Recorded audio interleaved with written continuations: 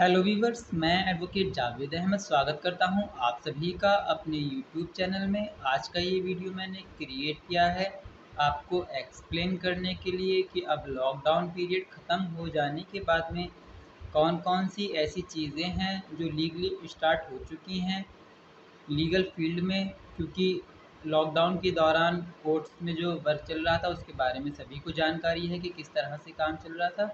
तो अब मैं आपको एक्सप्लेन करता हूँ कि कोर्ट खुल जाने के बाद में क्या-क्या चीज़ें शुरू हुई हैं। एक्चुअल में सबसे पहली बात तो ये है कि कोर्ट जब शुरू हो चुका है तो सभी एडवोकेट्स लगभग अपने चैम्बरों में आने लगे हैं। कुछ एडवोकेट्स को छोड़कर जो अभी पूरी तरह से रिकवर नहीं हो पाए हैं कोविड से, उन लोगों को छोड़कर लगभग सभी एडवोकेट्स अपने चैम्बर्स में आने लगे हैं।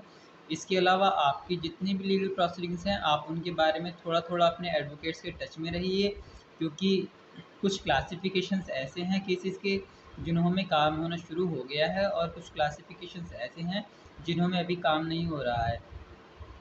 तो सबसे पहली बात ये करेंगे कि अभी जो जेल में एक्यूज़्ड बंद हैं, क्या उन्हें को कोर्ट लाया जा रहा है?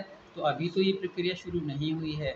जो लोग जुडिशियल कस्टडी में हैं, उनको अभी जेल नहीं लाया जा रहा है, बल्कि उनकी हेयरिंग्स वगैरह सभी जेल से हो रही हैं। दूसरा ये है कि क्या जो एडमिनिस्ट्रेटिव वर्क हैं, जैसे कि कोर्ट मैरिज और डॉक्यूमेंट रजिस्ट्रेशन वगैरह, तो क्या ये काम भी हो रहे हैं? तो इसके बारे में ये कहूँगा कि हाँ, ये काम होने शुरू हो गए हैं, लेकिन अभी उतने फ्रीक्वेंटली वे में शुरू नहीं हुए हैं, जितना एक नॉर्मल डेज़ में होता है।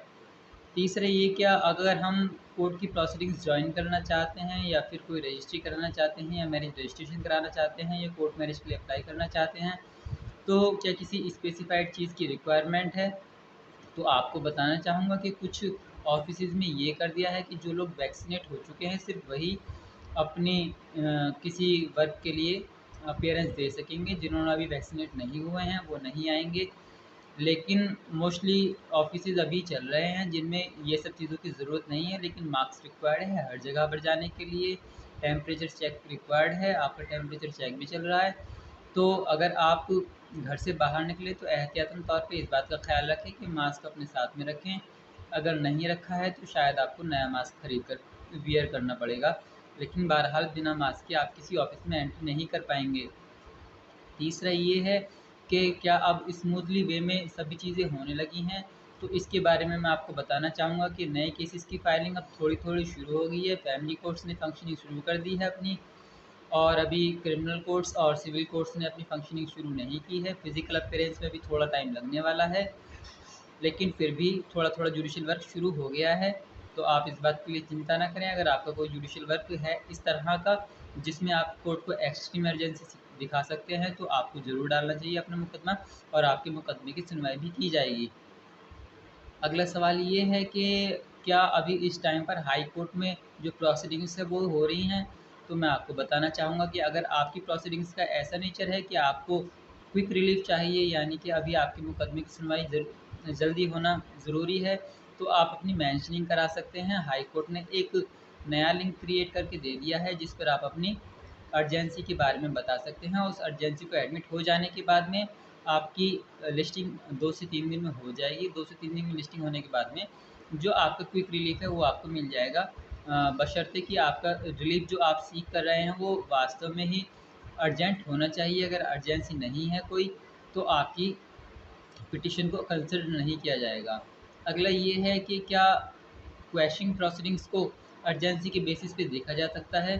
तो बिल्कुल देखा जा सकता है, क्योंकि क्वैशिंग प्रोसीडिंग्स में एक ऐसे व्यक्ति के ऊपर कार्यवाही चलने वाली है, जिन्हों का समझौता हो चुका है, जिन्हों के ऊपर लीगल प्रेशर नहीं क्रिएट होना चाहिए, इसलिए आपकी क्वैशिंग प्रोसीडिंग्स भी हो सकती हैं।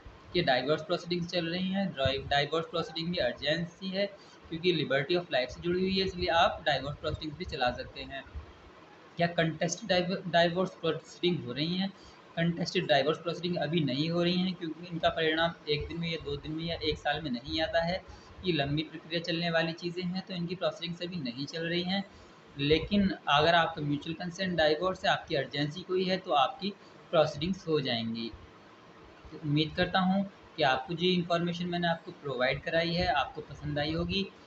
आपको जैसे पता है कि मेरा मोस्टली वर्क है inter religion marriage, inter caste marriage, court marriage, marriage registration कराना, तो अगर आपको इन चीज़ों में कोई जानकारी लेनी है, इन चीज़ों के बारे में कोई भी नया अपडेट पूछना है, आप मुझसे पूछ सकते हैं। एज की बात करेंगे तो अभी भी एज़ इट इज़ मेंटेन है, लड़की की उम्र 18 साल ही चाहिए, लड़के की उम्र 21 साल ही चाहिए। अभी किसी ने कल मुझसे इंटरेस्टिंग बात यही कही कि क्या अब स्पेशल मैरिज एक्ट में शादियाँ होनी बंद हो गई हैं, ऐसा सुप्रीम कोर्ट ने मना कर दिया है क्या? तो मैं आपको अपडेट करना चाहूँगा कि ऐसा कुछ नहीं है। आपकी शादियाँ स्पेशल मैरिज एक्ट में किसी तरह